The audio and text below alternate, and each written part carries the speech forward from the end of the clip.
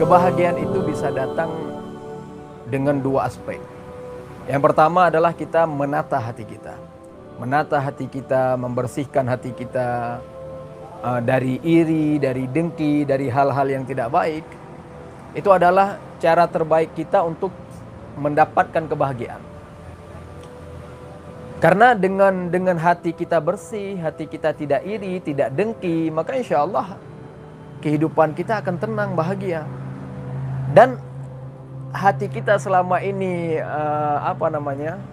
hati kita selama ini susah, itu efeknya karena dosa, karena kedengkian, karena sifat-sifat hati yang dilarang oleh agama. Karena itulah kita perlu yang pertama memanage hati kita, membersihkan hati kita agar hati kita benar-benar bersih karena Allah Subhanahu wa taala. Karena di samping itu Allah juga karena selama hati kita susah, itu pengaruhnya tidak lain dan tidak bukan karena Allah tidak memandang dengan rahmat ke hati kita. Tapi kalau Allah memandang hati kita dengan pandangan rahmat, maka tentu kesusahan itu tidak akan hadir. Jadi kalau kita lagi nggak ada susah, lagi aman-aman aja. Aman-aman aja. Insya Allah Allah sedang memandang dengan pandangan rahmat kepada kita.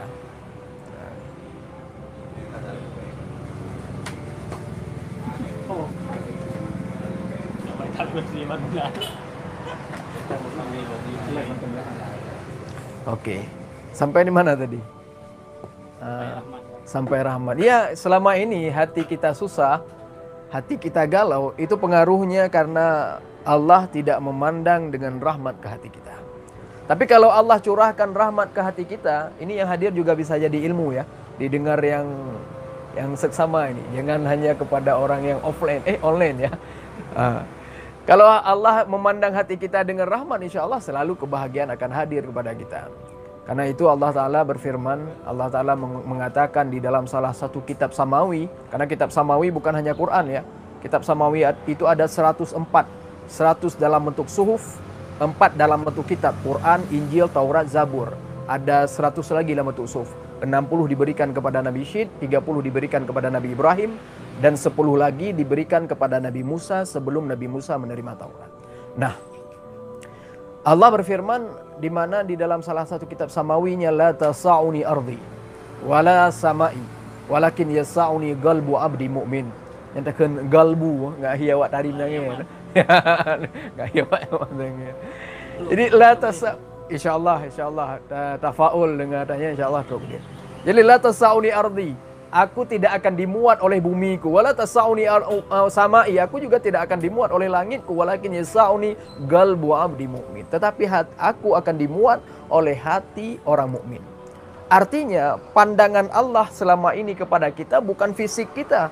Pandangan Allah selama ini kepada kita bukan tubuh kita, bukan warna kita, tapi pandangan Allah adalah hati kita.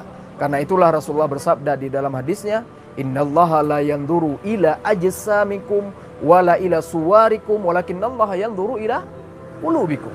Allah tidak memperhatikan status sosial kita, Allah tidak memperhatikan jabatan kita, Allah tidak memperhatikan fisik kita, Allah tidak memperhatikan warna kita, pakaian kita, tapi yang Allah perhatikan adalah hati kita. Karena itu kita perlu menata hati agar Allah memandang hati kita dengan pandangan rahmat. Itu yang pertama, karena tadi ada dua aspek. Aspek kedua, agar hati kita kian hidup, agar hati kita kian bahagia, adalah dengan cara menghidupkan kembali hati kita. Saya teringat dengan suatu kisah tentang Hasan al-Basri. Hasan al-Basri pernah bertemu dengan Rabi'ah al-Adawiyah. Dan Hasan Basri menanyakan kepada Rabi'ah al-Adawiyah, ya Rabi'ah al-Adawiyah, bagaimana cara bahagia? Maka Hasan Basri mengungkapkan, Rabi'ah al-Adawiyah ditanyai oleh Hasan Basri bagaimana cara bahagia.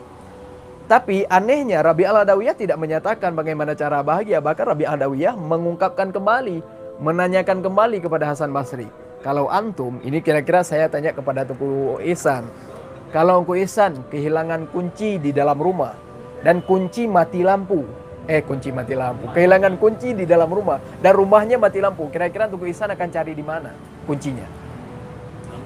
Tetap cari dalam rumah walau lampu padam, walau lampunya mati. Kan begitu? Iya. Maka dari itu kita juga demikian. Kita selama ini kehilangan kebahagiaan di mana? Di hati kita sendiri, di pribadi kita sendiri. Untuk apa kita mencari keluar? Kalau kita kehilangan kebahagiaan di hati kita, di pribadi kita, maka cari kebahagiaan itu juga di dalam hati kita.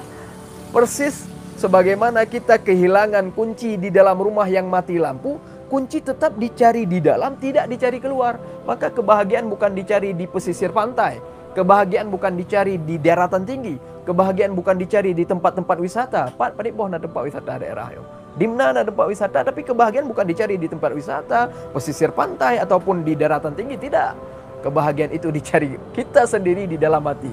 Karena bahkan, kalau seandainya kita pergi ke tempat wisata, misalnya bareng keluarga ataupun bareng istri kita pergi ke tempat wisata. Kenapa tertawa misalnya? Karena belum punya istri ya. maaf, ini agak kesinggung para jomblo ya. Kalau kita seandainya mencari kebahagiaan di pesisir pantai dengan membawa istri, dengan membawa anak misalnya, ataupun kita pergi dengan sesama rombongan, menurut saya justru saat pulang di tempat tersebut bukan kebahagiaan yang kita dapatkan, bahkan akan ada masalah-masalah yang bertumpuk. Apalagi kalau perjalanannya tidak nyaman. Kalau kita pergi dengan mobil mati. Jadi yang menyebabkan kita tidak segera kita dapatkan. Ini juga demikian. Hidupkan hati kita, insya Allah hati kita akan segera mendapatkan.